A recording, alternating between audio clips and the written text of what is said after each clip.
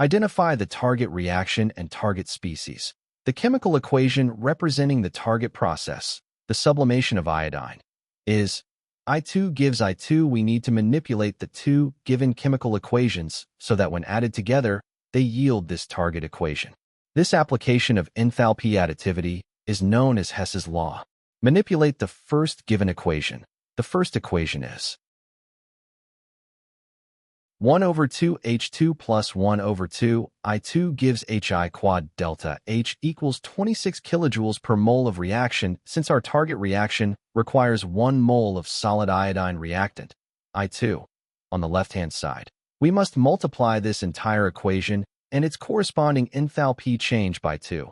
H2 plus I2 gives 2 HI quad delta H equals 2 times 26 kilojoules per mole of reaction equals math 52 kilojoules per mole of reaction. Manipulate the second given equation.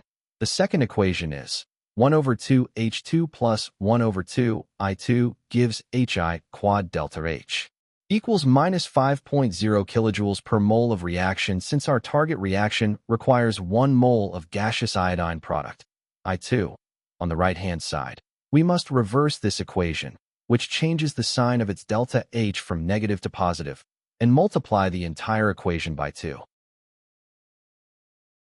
2HI gives H2 plus I2 quad delta H equals minus 2 times minus 5.0 kilojoules per mole of reaction equals maths plus 10.0 kilojoules per mole of reaction. Combine the manipulated equations and sum their enthalpies.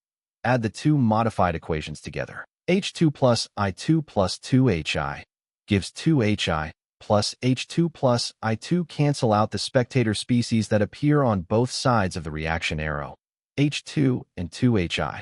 To get our final target equation, I2 gives I2 according to Hess's law. We sum the manipulated enthalpy values. Delta H equals 52 kilojoules per mole of reaction plus 10.0 kilojoules per mole of reaction equals math 62 kilojoules per mole of reaction. This matches option E.